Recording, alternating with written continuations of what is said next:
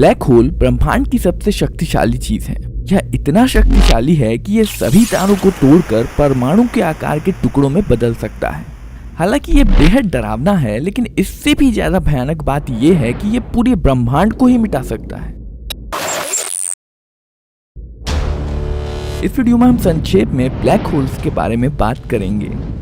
Black hole की उत्पत्ति तब होती है जब असाधारण मात्रा में मैटर बहुत ही कम जगह में कॉन्सेंट्रेट हो जाता है। इसके सेंटर में लगभग अनंत गुरुत्वाकर्षण होता है और जो कुछ भी इसके ज्यादा करीब आता है वह बेहद छोटे छोटे पार्टिकल्स में टूट जाता है। यहाँ तक कि अगर लाइट भी इसमें चली जाए तो वह वापस नहीं लौट पाती है और इसलिए ब्लैक होल दिखता ही नहीं, या यूं कहें कि ब्लैक दिखता है। अगर आप किसी ब्लैक होल में गिरने वाले हैं तो कुछ भी बुरा नहीं होगा जब तक कि आप इसकी सीमा इवेंट हॉरिजन को पार नहीं कर लेते हैं।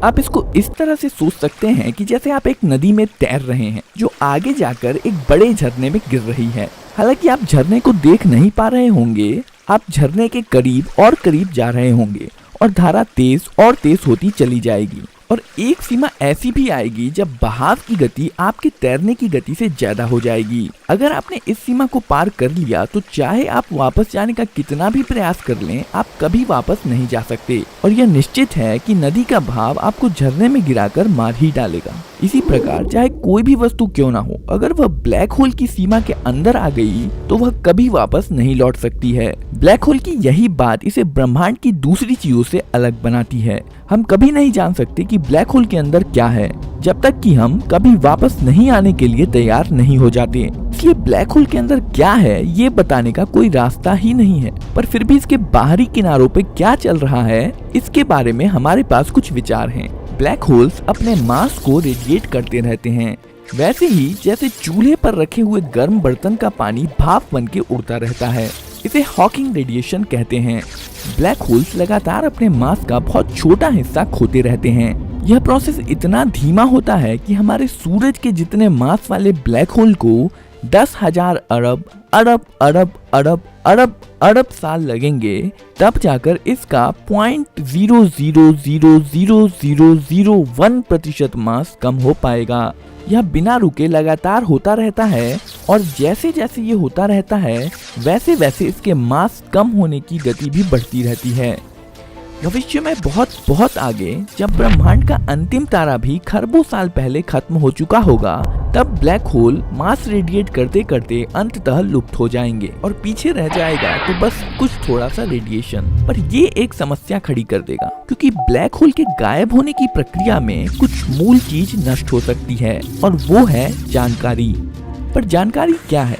जानकारी कुछ ठोस वस्तु नहीं है। इसे आमतौर पर पार्टिकल्स के अरेंजमेंट के गुण के रूप में समझा जाता है। पर इसका क्या मतलब है? कल्पना कीजिए कि एक कार्बन एटम्स का समूह है।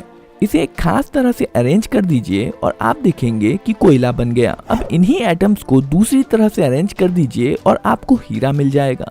एटम्स तो वही हैं, पर जो बदल रही है वो है जानकारी। ब्रह्मांड में प्रत्येक चीज मूल रूप से एक ही चीज से बनी है और इन मूल चीजों को इससे कोई फर्क नहीं पड़ता है कि वो किसी चट्टान में है, किसी पक्षी में या फिर एक कप चाय में। और इसलिए बिना जानकारी के ब्रह्मांड में हर चीज एक ही हो जाएगी। क्वांटम मैकेनिक्स के सिद्धांत के अनुसार जानकारी कभी नष्ट नहीं हो सकती है या शायद अपना रूप बदल ले, पर यह कभी लुप्त नहीं हो सकती है। उदाहरण के लिए अगर आप एक कागज के टुकड़े को जलाते हैं तो वह राख, धुएं और गर्मी में बदल जाता है। अगर आप सावधानी से इस राख के प्रत्येक कार्बन एटम्स को इकट्ठा कर लें और आग की गर्मी और धुएं के गुणों को सटीकता से माप लें तो सैद्धांतिक रूप से आप उस कागज को फिर से बना सकते हैं, क्योंकि कागज की जानकारी राख, धुएं और गर्मी इत्यादि के रूप में अभी भी ब्रह्मांड में मौजूद है। असल में जानकारी खत्म नहीं हुई है, बस उसे पढ़ पाना बेहद मुश्किल है। अगर आप ब्रह्मांड के प्रत्येक एटम, कणों और रेडिएशन की तरंगों को माप लें तो ब्रह्मांड में जितनी भी जानकारी मौजूद है आप उसे देख और ट्रैक कर सकते हैं और सैद्धांतिक रूप से इस जानकारी के आधार पर आप ब्रह्मांड के पूरे इतिहास को, उसकी उत्पत्ति यानी कि बिग बैंग तक देख सकते हैं। पर यहाँ पर ब्लैक होल्स हमें गलत साबित कर देते हैं।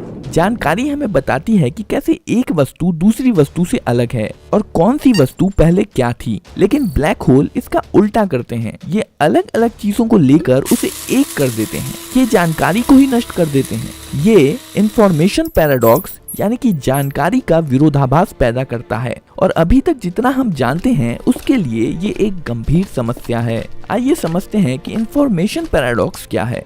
हमारे सभी फिजिक्स के नियम इस बात पर आधारित हैं कि जानकारी कभी नष्ट नहीं हो सकती है, मौजूद हो चाहे नहीं हो। बिना जानकारी के सब कुछ रिलेटिव है, पर जो वास्तविकता की हमारी अब तक की समझ है उसके लिए हमें एब्सोल्यूट की आवश्यकता है। तो अब हम इस विरोधाभास का समाधान कैसे कर सकते हैं?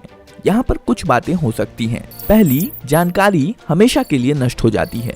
अब चूंकि सारे फिजिक्स के नियम इस बात पर आधारित हैं कि जानकारी कभी नष्ट नहीं हो सकती है, इसलिए हमें सारे फिजिक्स के नियम जो अब तक काफी अच्छा काम कर रहे थे को खारिज करना पड़ेगा और एक बार फिर से नए नियम बनाने पड़ेंगे। ये नए नियम कैसे होंगे और हमारे लिए उनका क्या मतलब होगा, ये कोई नहीं जानता। यह कुछ हद तक डरावना है पर रोचक भी है।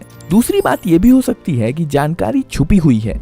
शायद ये भी हो सकता है कि ब्लैक होल का एक छोटा हिस्सा अलग होकर एक छोटा ब्रह्मांड बना लेता हो और जानकारी इस विचित्र सी जगह में चली जाती हो। और चूंकि ब्लैक होल से कुछ भी वापस नहीं आता है, इसलिए हम ये कभी नहीं जान पाएंगे कि इस जगह में क्या है।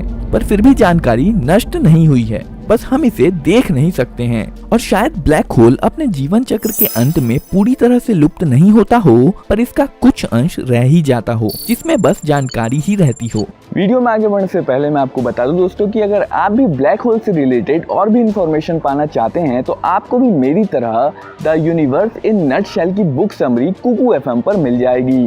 कुकू एफएम इंडिया का लीडिंग ऑडियो शो प्लेटफॉर्म है जहां पर 4000 से भी ज्यादा ऑडियो शो की नॉन फिक्शन कंटेंट लाइब्रेरी उपलब्ध है। कुकू एफएम पर आप अपने रीजनल लैंग्वेजेस की ऑडियो बुक कहीं भी और कभी भी सुन सकते हैं। और हाँ, कुकू एफएम एक मेड इन इंडिया ऐप है। अगर आप मेरा कूपन कोड ENG50 यूज करते हैं तो फर्स्ट 250 यूजर्स को एक्सक्लूसिव 50% तक का डिस्काउंट मिल जाएगा। मतलब आप ढेर सारी नॉलेज 399 रुपए की बजाय मात्र 199 रुपए में एक्सेस कर सकते हैं। पर इसके अलावा तीसरा विकल्प भी हो सकता है कि जानकारी सुरक्षित है, ना तो वो नष्ट ही हुई है और ना ही छुपी ही है। हम ये तो जानते हैं कि ब्लैक होल जानकारी को ट्रैप कर लेते हैं और शायद बाद में नष्ट भी कर देते हैं, पर हमने ये नहीं सोचा कि वो इस दरमियान क्या करते हैं। इसे समझने के लिए चलिए हम एक ब्लैक होल बनाते हैं। इसके लिए हम एक खाली कमरे में सामान से भरे हुए बक्से रखेंगे। हम इसमें जितना ही ज्यादा सामान भरना चाहते हैं उतने ही ज्यादा बक्से हमें इस कमरे में रखने होंगे। लेकिन एक समय ऐसा आएगा जब कमरा पूरी तरह से भर चुका होगा और कमरे में जरा भी सामान नहीं रखा जा सकेगा। अब कमरा अपनी मैक्सिमम कैपेसिटी पर है, पर अगर हम बहुत सारी ऊर्जा के साथ उत्पाद करके जबरदस्ती इसमें सामान ठूस देंगे तो कमरा अपने अंदर ही गिर जाएगा और ब्लैक होल बन जाएगा। क्योंकि कमरे की कैपेसिटी अभी भी उतनी ही है, इसलिए अब इसमें कुछ भी भरना नामुमकिन है। तो क्या होगा अगर इसमें और सामान भरने का प्रयास किया जाए? नई जानकारी को भरने के लिए कमरे को अपना साइज बढ़ाना होगा। ऐसा पता चलता है कि ब्लैक होल उस प्रत्येक जानकारी के लिए जो हम इसमें भेजते हैं अपने सरफेस को हल्का सा बढ़ा लेते हैं। संक्षेप में कहें तो ज्यादा जानकारी का मतलब है ज्यादा सरफेस एरिया। ये जानकारी ब्लैक होल के सतह पर छप जाती है, कुछ वैसे ही जैसे कि जब हम किसी तालाब में पत्थर फेंकते हैं और वो पानी की सतह के नीचे चला जाता है तो हमें पत्थर तो दिखाई नहीं देता है, लेकिन पानी की सतह पर जो तरंगे पैदा होती हैं उसे देखकर हम ये बता सकते हैं कि तालाब में कुछ तो फेंका गया है। एक छोटा सा ब्लैक होल भी अपनी सतह पे इतनी जानकारी स्टोर कर सकता है कि जितनी पूरे मानव जाति के इतिहास में पैदा नहीं हुई है। ब्लैक होल्स ऐसा इसलिए कर पाते हैं क्योंकि यह जानकारी को असाधारण रूप से छोटे पिक्सेल्स में स्टोर करते हैं। ब्लैक होल आखिरी हार्ड ड्राइव्स हैं। ब्लैक होल का अपनी सतह पे जानकारी स्टोर करना कुछ ऐसा ही है जैसे किसी किताब को ई-बुक के फॉर्मेट में बदल दिया जाए। दो चीजें जो दिखने में एकदम अलग अलग हैं, लेकिन दोनों में एक ही जानकारी है, बस इस जानकारी को अलग तरह से एनकोड और स्टोर किया गया है। ब्लैक होल का तारों और ग्रहों का निकल लेना भी कुछ हद तक ऐसा ही है जैसे पूरी लाइब्रेरी को ई-बुक के फॉर्मेट में बदल दिया जाए। इसका मतलब है ब्लैक होल में जाने पर भी चीजों की जानकारी नष्ट नहीं होती है, बस इसका फॉर्मेट बदल जाता है। इंफॉर्मेशन पैराडॉक्स के इस समाधान को होलोग्राफिक प्रिंसिपल कहा जाता है। पर अगर इस सिद्धांत को हम सही माने तो वो सब कुछ जो ब्रह्मांड के बारे में अब तक हम सोचते थे गलत हो जाएगा। हो सकता है कि ब्रह्मांड एक होलोग्राम हो। आइए देखते हैं कैसे।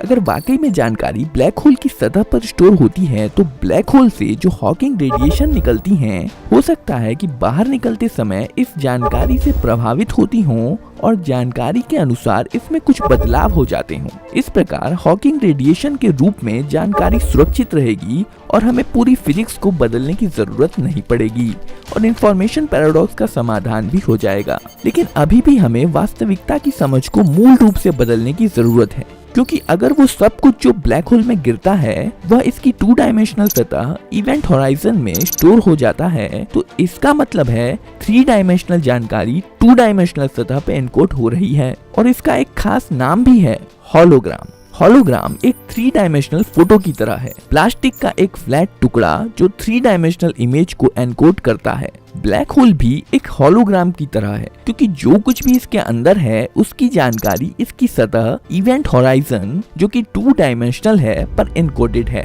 एक आदमी जो ब्लैक होल के अंदर है वह सामान्य 3 डायमेंशनल जिंदगी महसूस करेगा, लेकिन बाहर से वो आदमी ब्लैक होल की सतह पर 2 डायमेंशनल इमेज की तरह दिखाई देगा। इसके नतीजे हमारे अनुभवों से काफी अलग हो सकते हैं, क्योंकि ब्रह्मांड के नियम सबके लिए एक हैं। अगर यह 3D का 2D में दिखाई देने वाली बात ब्लैक होल के लिए सही हो सकती है, तो ये पूरे ब्रह्मांड और ब्रह्मांड के अंदर हमारे लिए भी सही हो सकती है, क्योंकि ब्लैक होल के अंदर मौजूद आदमी को ये एहसास नहीं होता है कि वो फ्लैट सरफेस पे एनकोडेड है। आप भी शायद ब्रह्मांड के बाहर से फ्लैट स्क्रीन पर 2D में दिखाई पड़ते हो, शायद बाहर से पूरा ब्रह्मांड ही 2D दिखाई पड़ता हो। असल में इसके पीछे का विज्ञान काफी जटिल और अजीब है, जैसे खिलौने जैसा ब्रह्मांड, स्ट्रिंग थ्योरी और बहुत सारी गणित। इसके बारे में हम कभी और बात कर सकते हैं, लेकिन फिलहाल के लिए आप इतना समझ लीजिए कि चाहे ब्रह्मांड कैसा भी हो, हम बस इतना जानते हैं कि ये बहुत अजीब और जटिल है और इसको समझने के लिए अभी हमें बहुत सारी फिजिक्स करने की जरूरत है।